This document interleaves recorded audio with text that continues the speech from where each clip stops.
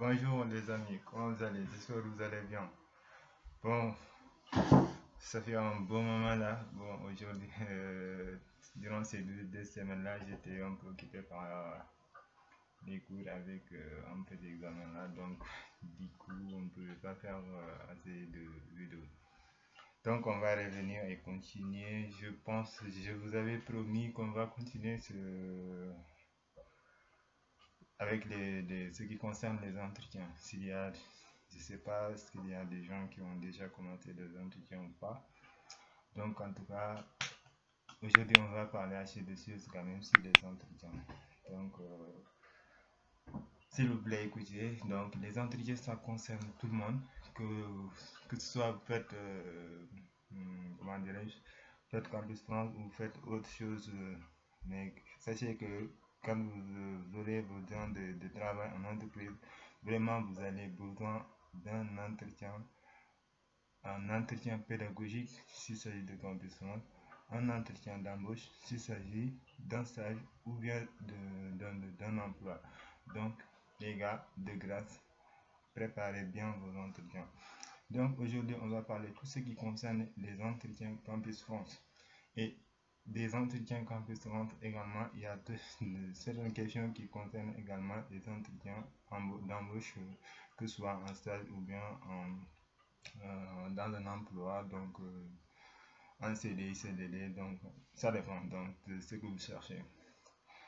En tout cas, toutes nos questions se tournent encore sur les entretiens Campus France, je précise encore.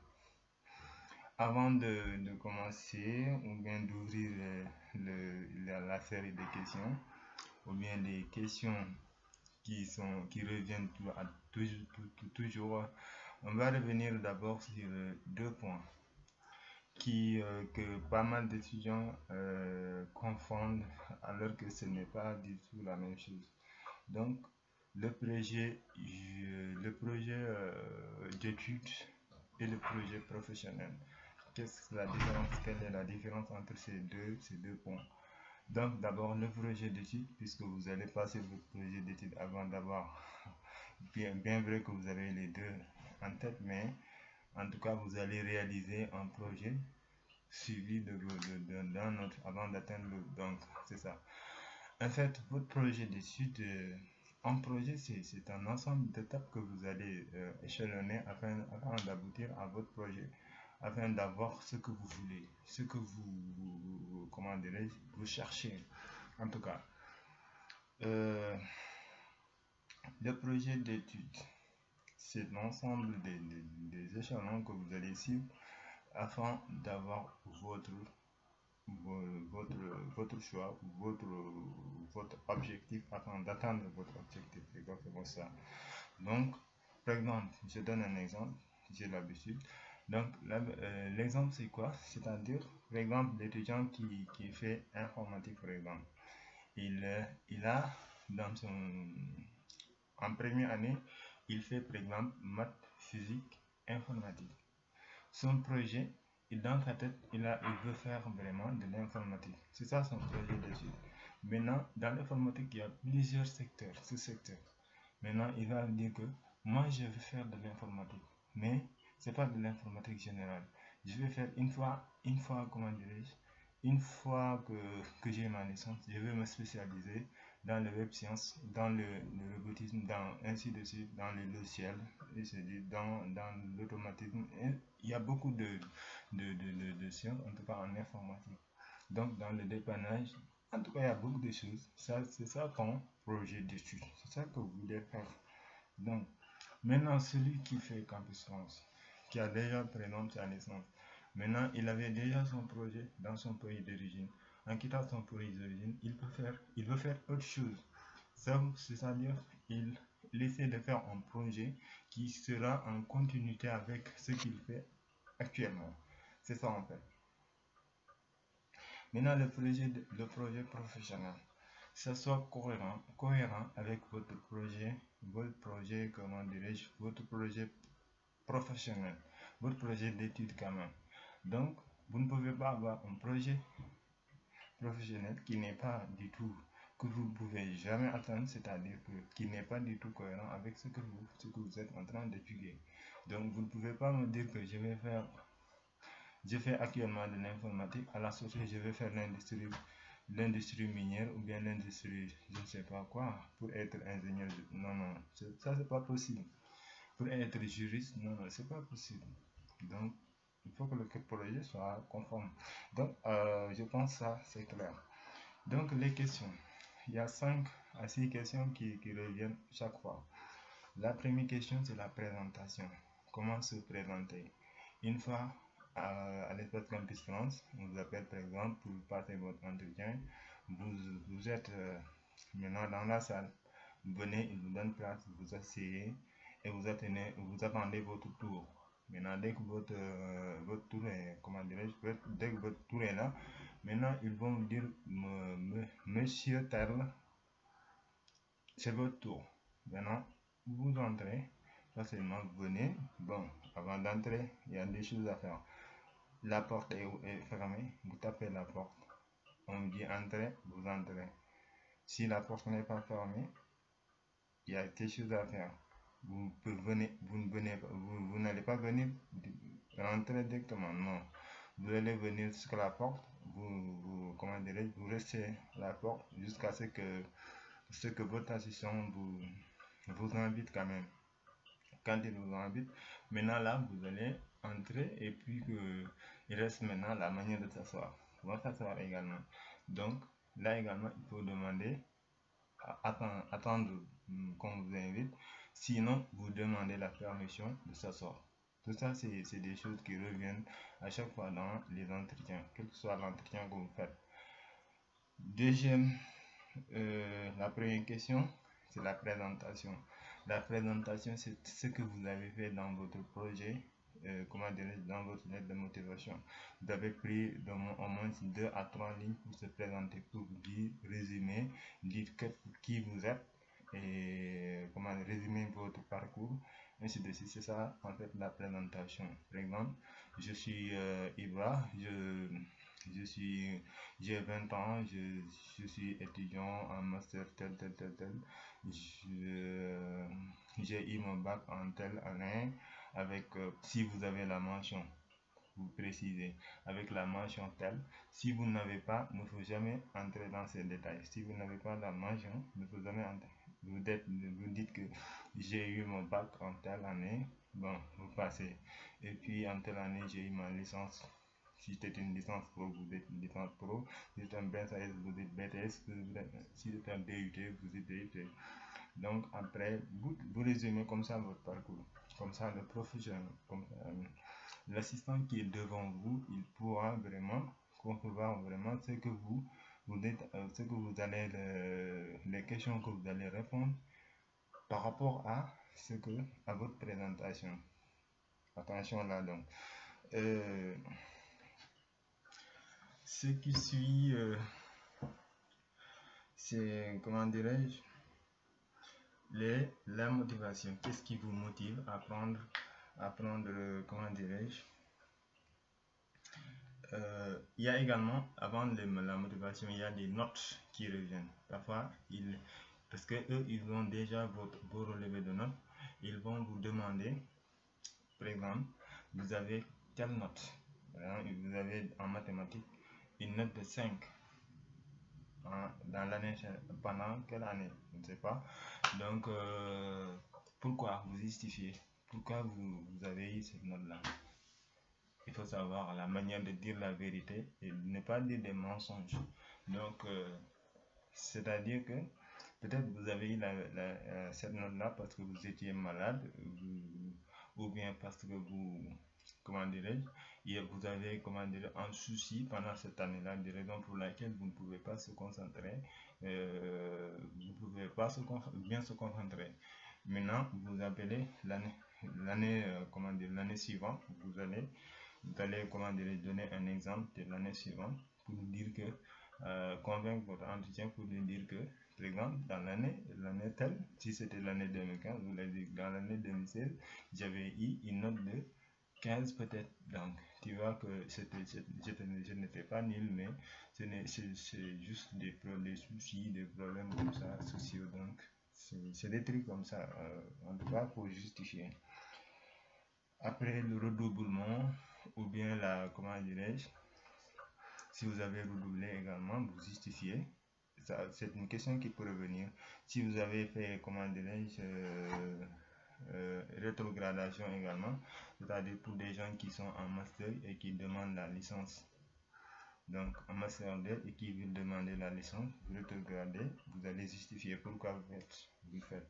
Donc également, après la quatrième question, c'est là les motivations. Qu'est-ce qui vous motive en fait pour faire vraiment, qu'est-ce qui vous motive à choisir la France, et qu'est-ce qui vous motive à choisir ces formations. Donc vos motivations, c'est quoi? Qu'est-ce qui vous motive à choisir la France?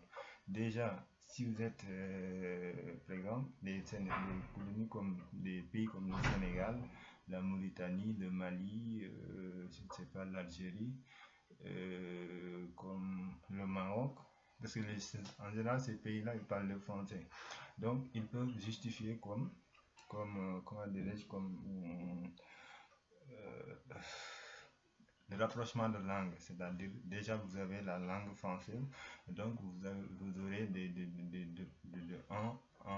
un bénéfice sur les autres qui ont reçu dans le pays des formations en espagnol ou bien en anglais.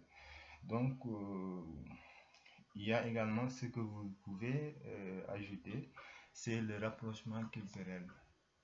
Peut-être il y a certaines régions, ils parlent de ça. Par exemple, les gens qui sont au Sénégal, ils vont te dire que le rapprochement culturel qui lie la France depuis les années 80 jusqu'à maintenant. Donc, tous ces trucs-là, vous pouvez les énumérer. Maintenant, après, la cinquième ou quatrième question, c'est votre projet d'étude. Votre projet d'étude. Votre projet d'étude, c'est pas que le conseiller va vous dire que quel est votre projet d'étude. Non, c'est pas ça ne se passe pas toujours comme ça. Il peut vous dire ça, mais il peut vous poser la question autrement. Il peut vous dire, par exemple, que vous avez choisi une telle formation. Qu'est-ce qui vous motive à prendre cette formation-là? Est-ce que ou bien il vous dit que, par exemple, est-ce que vous connaissez le rôle par exemple, d'un ingénieur dans tel domaine, ou bien est-ce que vous connaissez, par exemple, le rôle d'un juriste, je ne sais pas quoi. Donc, c'est des choses qui peuvent en tout cas, qui va résumer votre projet d'études et professionnel. Donc, votre projet d'études, donc, vous allez expliquer ce que vous voulez faire, vous faites actuellement, et vous entrez maintenant sur ce que vous voulez faire une fois en France. Donc, en fait, c'est ça votre projet d'étude. Comme je l'avais, là, on ne va pas rester là comment dirais-je, à dire des choses qui compliquent la vidéo, parce que j'ai introduit avec projet d'étude et projet professionnel. Donc, je pense, à part cela, ce qu'on peut ajouter, c'est le projet professionnel. Le projet professionnel, également, vous basez sur votre projet d'étude. Votre projet d'étude pour expliquer, par exemple, votre projet professionnel. Et je vous donne également une anecdote, par exemple. Quand je faisais l'entretien, moi, je m'en souviens, il ne m'avait pas demandé quel est votre projet d'étude, ni quel est votre projet professionnel. Je m'en souviens bien, il m'avait dit que est-ce que vous connaissez le rôle d'un ingénieur en tel? Donc, je sais bien que j'essaie parce que j'avais fait des recherches sur ça. Donc, c'est bien la question quelle question il est en train de me poser. Donc, j'ai bien répondu à la question, il m'a dit non. Donc, ça, c'est bon. Après, bon, ça va. Et votre projet professionnel également, il peut également vous ne pas parler de projet professionnel, et vous pose la question autrement. Qu'est-ce que vous comptez faire à l'issue de votre formation, par exemple? Donc, tu vas dire que à l'issue de cette formation, je compte faire ceci et ceci. je compte intégrer une entreprise dans le domaine de tel, ou bien je compte faire peut-être, comment dirais-je, ou bien je compte, par exemple, continuer en thèse pour avoir le diplôme de doctorat afin de pouvoir investir dans mon pays, ou bien de rentrer dans mon pays et servir à l'université, à la fac, je ne sais pas où. Donc, il y a tant de projets. En tout cas, faites bien vos projets professionnels et vos projets d'études, résumez-les avant de... Parce que le reste, la présentation, tout ce qui concerne vos notes, là, c'est facilement, vous pouvez répondre. Vos motivations, là, vous pouvez répondre facilement. Mais votre projet d'études et professionnel, il faut résumer ça et vous essayez d'avoir ça en tête. Dernière question, c'est la question qui concerne votre loyer et le financement de vos études. Donc, c'est deux questions très importantes également, parce que c'est des questions qui peuvent vous caler une fois, comment dirais-je, à la recherche du visa. Quand vous déposez votre visa, il faut que vraiment que le consul sache que vous serez capable de financer vos études, mais vous avez la possibilité d'être logé une fois en France. Donc ça également c'est très important. Le loyer, il faut dès maintenant commencer à chercher partout. Si vous avez des amis, comment dirais-je, des parents qui sont là, des oncles, donc cherchez partout. Et donc le financement, je l'avais déjà dit, toutes les possibilités de financement. Vous avez une bourse, vous avez peut-être un parent qui peut financer vos études, ou vous avez votre propre argent. Tout ça, ce sont des tas de possibilités que vous pouvez avoir. Donc les gars, je pense la vidéo commence à être longue, je pense qu'on va s'arrêter là. Et donc je pense qu'on a fait le tour, hein. Je pense si vous pouvez vous présenter, montrer votre parcours, dites qui vous êtes, votre parcours. Il peut vous poser des questions relatives aux notes, au redoublement, à la rétrogradation. Vous répondez parfaitement. Vos motivations et les motivations également. Bon, qu'est-ce qui vous motive à prendre la France, à choisir la France? Qu'est-ce qui vous motive à prendre telle formation, ainsi de suite. Et également votre projet d'études, vos projets professionnels. Et également, vous avez également ce qu'on appelle le loyer et le financement. Je pense que c'est tout. Donc, si vous prévenez à retenir ça, je pense que c'est vraiment super alors. Donc, je vous garde, les gars, je vous dis à très bientôt pour une autre vidéo. Et n'oubliez pas de s'abonner à la chaîne pour recevoir les autres vidéos et de mettre un petit touche bleue sur j'aime. Vraiment ça, c'est ça qui nous motive et qui permet également à la chaîne d'être bien référencée sur YouTube. Donc les gars, je vous remercie.